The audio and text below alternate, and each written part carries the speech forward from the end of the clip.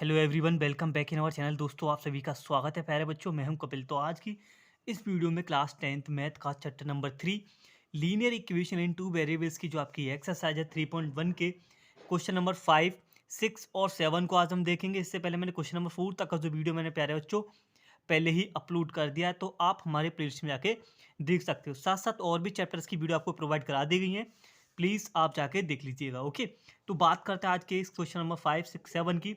तो क्वेश्चन मैंने already paper पर लिख रखे हैं, चाहे आप अपनी एनसीईआरटी बुक को आप ओपन कर सकते हो, अदरवाइज आपको ना कोई भी ज़रूरत नहीं पड़ेगी। बेसिकली ये जो एक्सरसाइज थी अब तक हमने समझा, सीधे प्रॉपर्टी पे ही डिपेंड है और ग्राफ वाले क्वेश्चन आपसे इस एक्सरसाइज में पूछे गए, तो वही उसी तरीके से आगे के ये क्वेश्चन हम करेंगे। तो नाउ बात करते हैं पहले क्वेश्चन नंबर 5 की। तो क्वेश्चन नंबर 5 में प्यारे बच्चों आपसे बोला गया है, half the perimeter of a rectangular garden whose length 4 meter more than its breadth, okay, is 36 meter. Find the dimension of the garden. इसमें बोला गया एक आपका गार्डन है जिसका पेरीमीटर हाफ है और जो पेरीमीटर आपको दे रखा है वो 36 है।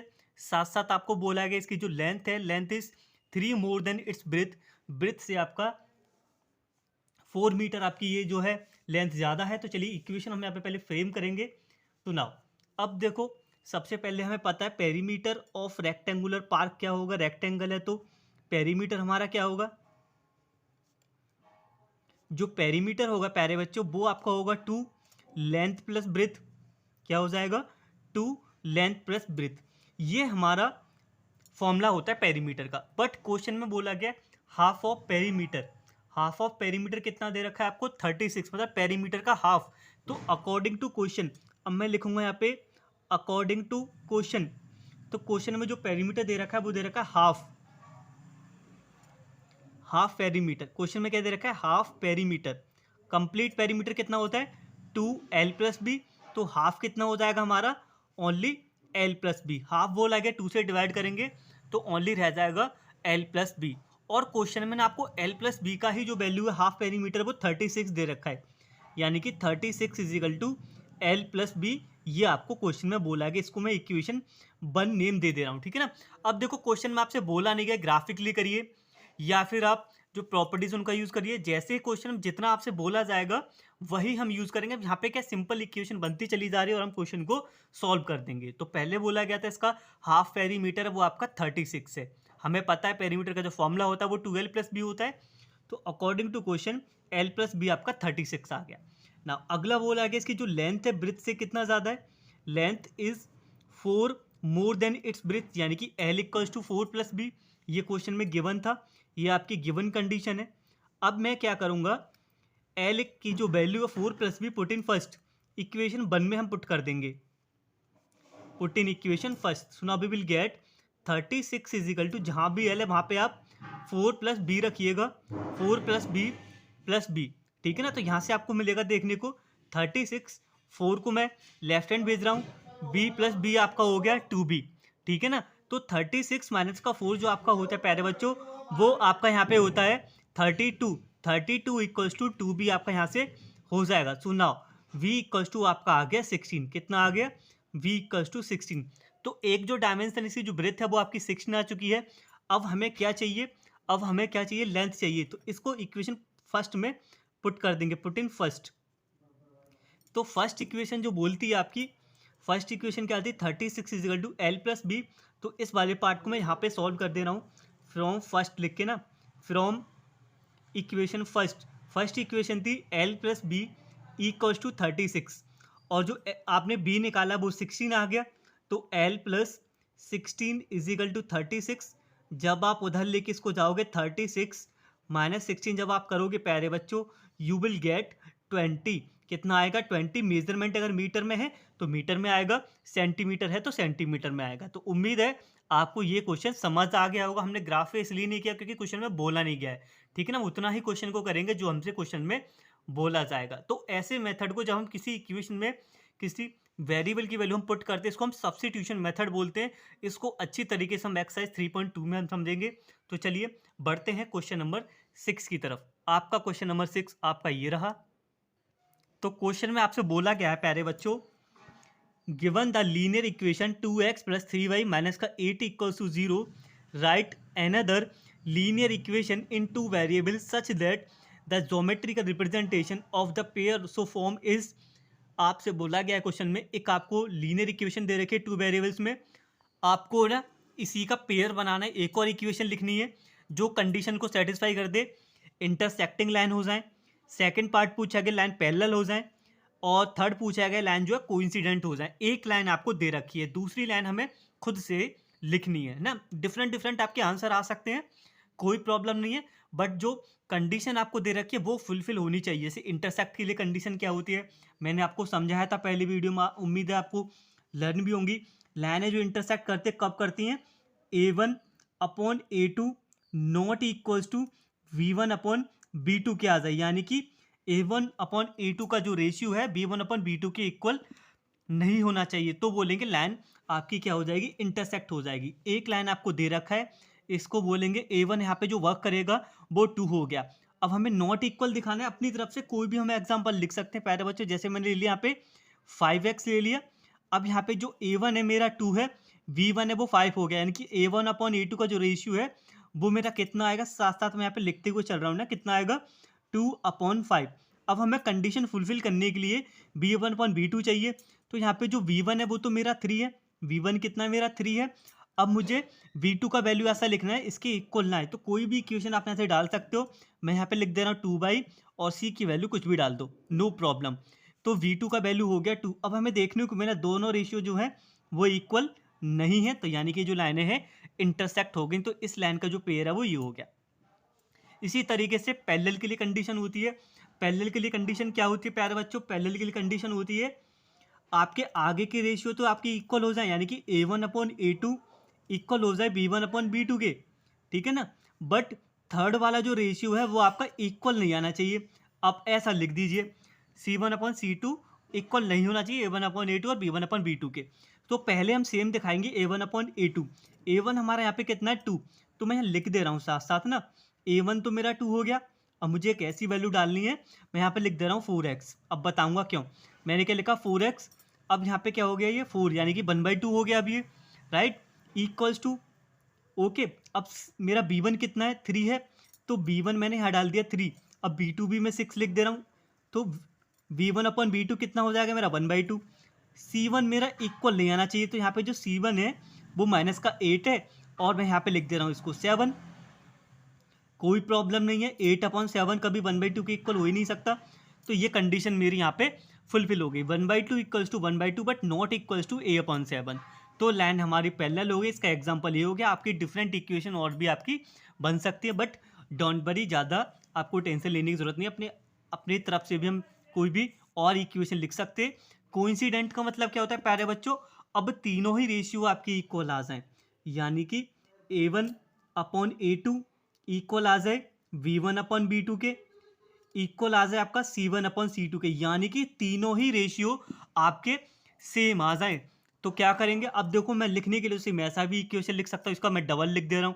डबल लिख दे रहे हैं, देखो डबल में फ़ायदा क्या होगा, देखो 2 का मल्टीप्लाई कर दो तो ये हो जाएगा, देखो 4x प्लस 6y माइनस का 16। ओके, सेकंड इक्वेशन मैंने ये बना दी, हमसे सेकंड लाइन ही तो पूछा गया। अब इनके रेशियो निकालो, सब रेशियो इक्वल आएंगे।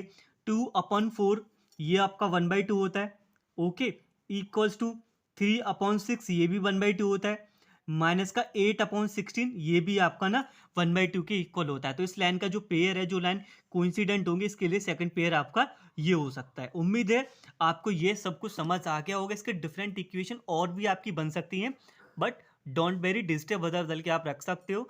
तो ये मुझे लगता है आपको समझ आ गया होगा। चलिए मूव करते हैं आप क्वेश्चन नंबर 7 की तरफ। अगर देखो कोई भी डाउट है ना, आप क्या करो सबसे पहले ये काम कर लिया करो ना, वीडियो को पॉज कर लिया करो, ओके, फिर वापस से आगे प्ले करके देख लिया करो पहले से, जहाँ भी आपको समझ नहीं आ रहा। देन उसके बाद भी अगर आपका डाउट रह जाता है तो please you can ask me in the comment box. तो चलिए अब बात करते हैं पहले क्वेश्चन नंबर 7 की।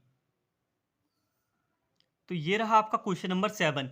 क्वेश्चन ऑलरेडी मैंने पहले से ही पढ़ रखा है प्यारे बच्चों, आप चाहे तो एक बार वीडियो को पॉज करके आप अपनी बुक के क्वेश्चन को पढ़ सकते हो। क्वेश्चन में बोला गया है दो आपको लीनियर पेयर आपको इक्वेशन दे रखी है, आपको क्या करना है, पहले इनके कोऑर्डिनेट निकालने हैं। कोऑर्डिनेट निकालने के बाद आपको एक ग्राफ ड्रॉ करना है। ग्राफ ड्रॉ करने के बाद जब आपको इसमें एक ट्रायंगल फॉर्म होगा उस ट्रायंगल फॉर्म होगा तो उसको पहले तो सेट करना है। जो भी ट्रायंगल बनेगा लास्ट में लिख रखा है set the triangular region, shade करना है उस पार्ट को। और फिर जो भी ट्रायंगल आपका बनेगा उसके जो वर्टेक्स होंगे उनके आपको ना कोऑर्डिनेट बताने हैं। तो ग्राफ ड्रॉ करना मैंने आपको अच्छी तरीके से इससे पहले जो वीडियो वहाँ भी मैं समझा चुका हूँ। तो चलिए, अगर थोड़ा बहुत भी डाउट रह गया प्यारे बच्चों तो आपका ना यहाँ क्लियर हो जाएगा। तो जैसे ही ग्राफ की बात होती है तो मैंने बोला सबसे पहले आपको 2 बॉक्स लिख लेने हैं। ये बॉक्स इस इक्वेशन के लिए कोऑर्डिनेट बताएगा, ये वाला इसके लिए। मैं सिर्फ इस वाले पार्ट को सॉल्व करूंगा, बाकी आप इसको देख लीजिएगा किस तरीके से आपको करना है। ओके ओके, देखो ना, अब मैंने बोला था हमें जब ग्राफ बनाना होता है तो पहले सबसे एक काम करते हैं, एक्स की वैल्यू निकाल लेते हैं। तो यहाँ से बाय उधर जाएगा तो प्लस का हो जाएगा, 1 जाएगा तो माइनस का हो जाएगा, ठीक है ना। अब हमें कोऑर्डिनेट चाहिए। अब मैं यहाँ पे बाई का वैल्यू रख रहा हूँ 0। जैसे ही मैं बाई का वैल्यू इस इक्वेशन में 0 पुट करूँगा तो मुझे जो एक्स का वैल्यू हो तो -1 मिलेगा। तो यानी कि पहला जो कोऑर्डिनेट है मेरा हो गया -1, 0। ओके, अब नाउ नाउ अब मैं क्या कर रहा हूँ, अब y का वैल्यू ना मैं यहाँ पे 1 रख दे रहा हूँ। y का वैल्यू 1 रख दे रहा हूँ। जैसे ही y का वैल्यू मैं 1 रखूंगा, सुनाओ, आई विल गेट 1 - 1 कितना हो जाएगा आपका 0। 1 रखने पे x का वैल्यू आपका 0 आ गया। तो दूसरा कोऑर्डिनेट आपको हो गया 0, 1। ओके, ज़्यादा कोऑर्डिनेट निकालने की जरूरत नहीं, ग्राफ आपका 2 ही कोऑर्डिनेट से ड्रॉ हो जाएगा। तो चलिए इसको भी मैं सॉल्व भी कर दे रहा हूँ। अब हम क्या करेंगे, यहाँ से हम पहले x का वैल्यू निकालेंगे। जैसे मैंने बोला था 12 को उधर लेके जाएंगे, प्लस का 12, 2y को लेके जाएंगे, माइनस का 2y हो गया, and x is equal to 12 minus का 2y and divided by 3। Okay, तो चलिए ऐसी प्रॉब्लम आ जाती है, इनको भी सॉल्व करना सीख लीजिए। अगर कोई डाउट रह गया तो पहले क्वेश्चंस में, तो हम क्या करते हैं, पहले हम x की वैल्यू निकाल लेते हैं y के टर्म में, फिर हम यहाँ से वैल्यू रखते चलेंगे और x आपको मिलता रहेगा। तो देखिए मैं यहाँ पे क्या कर रहा हूँ, y का वैल्यू रख दे रहा हूँ 0। जैसे ही मैं यहाँ पे 0 रखूँगा पूरा पार्ट 0 हो जाएगा, तो रह जाएगा मेरा 12/3, तो यानी कि 4 मिल जाएगा। तो y का वैल्यू मैं यहाँ पे 0 पुट करूँगा, सुना, आई विल गेट i का जो वैल्यू होगा 12 माइनस, देखो 0 हो जाएगा ना, 0/3, यानी कि मैं डायरेक्ट इसको ना 4 ही लिख दे रहा हूँ। तो पहला कोऑर्डिनेट मेरा आ गया 4, 0। इसी तरीके से ना प्यारे बच्चों आप एलिमिनेट कर करके ना वैल्यूज को आप आसानी से निकाल सकते हो। अब मैं क्या कर रहा हूँ, देखो 6 2 12 होता है, 12 - 12 0 हो जाएगा। तो अब मैं y का वैल्यू यहाँ पे 6 रख दे रहा हूँ। अपने अकॉर्डिंग हम कुछ भी यहाँ पे ऐसी वैल्यू रख सकते हैं जिससे ग्राफ जो है आसानी से ड्रॉ हो जाए। 12 का 12 आ गया, 2 × 6 रखेंगे तो 12 हो जाएगा, और अपॉन में चल रहा है 3, 0/3 आपका 0 होता है, यानी कि अगला जो कोऑर्डिनेट है आपका 0,6 आ गया। हमने क्या किया, दोनों लीनियर इक्वेशन इन 2 वेरिएबल्स के लिए हमने कोऑर्डिनेट फाइंड कर लिए। एक का हो गया -1,0, 0,4, सॉरी 0,1, और अब सेकंड वाली इक्वेशन के लिए आपके जो मिले हैं 4,0, 0,6। अब इनको हम ग्राफ पे प्लॉट करेंगे। देखिए मैंने ग्राफ ऑलरेडी यहाँ पे प्यारे बच्चों बना रखा है। तो देखो ग्राफ आपका ये रहा। ओके, तो पेपर थोड़ा सा ना ये फोल्ड हो गया है, तो आप इस बात को इग्नोर करिएगा। उम्मीद है आप सीधे आप इस ग्राफ के पे ही नज़र डालेंगे। तो नाउ पहला जो कोऑर्डिनेट है आपका -1,0, तो देखो ग्राफ में जो है -1,0 यहाँ पर आएगा, क्योंकि x एक्सिस पे -1 यहाँ होगा और x एक्सिस पे आपका y0 रहता है। अगला कोऑर्डिनेट है 0,1, तो x का 0, y का 1 यहाँ आएगा। इन पॉइंटों को लेके हमने एक लाइन ये ड्रॉ करी, रेड वाली आपको दिख रही होगी। तो ये पहली इक्वेशन की लाइन होगी। आप यहाँ पे इक्वेशन लिख दीजिएगा रेड के ऊपर, जिसके हमने ये कोऑर्डिनेट डाल के लाइन बनाई, ये लाइन बन गई। एंड सेकंड, फिर इन कोऑर्डिनेट को लेना है 4,0, तो आपका x4 ये और y का 0 यहीं रहेगा, राइट। 4,0 हो गया। अगला कोऑर्डिनेट क्या है सेकंड इक्वेशन के लिए, 0,6, x का 0, y का 6 ये हो गया। अब इन दोनों पॉइंटों को लेके 0,6, 4,0 लेके आपने ब्लू जो पेन से आपको लाइन दिख रही है आपने ड्रॉ किया ग्राफ। अब जैसे हमने दोनों ग्राफ को यहाँ पे ड्रॉ किया, तो ये ए पॉइंट पे यहाँ कट कर रहा है, और आपका यहाँ पे एक ट्रायंगुलर पार्ट दिख गया होगा जिसकी आपसे इस क्वेश्चन में बात की गई है। ए बी सी इसको नेम दे दिया गया है, ठीक है ना, और आपसे बोला गया है इस ट्रायंगल के आपको वर्टेक्स आपको लिखने हैं। तो देखो वर्टेक्स आपको लिखने हैं, ये तो बी का तो -1,0 वर्क करेगा जो था क्वेश्चन में, और 4,0 इसका वर्क करेगा। अब बात करते हैं जहाँ पे इंटरसेक्ट आपकी लाइनें कर रही हैं, इसके जो कोऑर्डिनेट है वह कितने बन रहे हैं, इस लाइन पे आके चेक करेंगे 2, और बाई एक्सिस पे 3, यानी कि 2,3 पे ये ग्राफ एक दूसरे को इंटरसेक्ट कर रहे थे। और आपका जो ट्रायंगल ABC बन रहा है उसके वर्टेक्स आपके आ चुके, कौन कौन से हैं, ए का हो गया 2,3, बी का हो गया -1,0, ओके, सी का आपका 4,0 यहाँ पे हो गया। तो ए बी सी आपका ये ट्रायंगल यहाँ से फॉर्म हो गया। बोला गया जो ट्रायंगल बन रहा है उसको आप सेट कर दिएगा। मैंने हल्का सा इसको पेंसिल से शेड यहाँ पे प्यारे बच्चों कर रखा है। तो उम्मीद है आपको ये एक्सरसाइज बहुत अच्छी तरीके से यहाँ पे समझ आई होगी और हमारी तरफ से पूरी कोशिश की गई थी आपको अच्छी तरीके से आप समझाया जाए। प्लीज़ आप भी समझने की कोशिश करिए किया करो, क्योंकि ये रिकॉर्डेड सेशन है ना, अपनी तरफ से जितनी कोशिश की जाती है उतना हम आपको प्रोवाइड कराते हैं। तो चलिए मिलते हैं अगली वीडियो में, तब तक के लिए धन्यवाद। Take care and wait for the next video. अपना साथ बनाए रखिएगा। मिलते हैं अगली वीडियो में अगली एक्सरसाइज के साथ।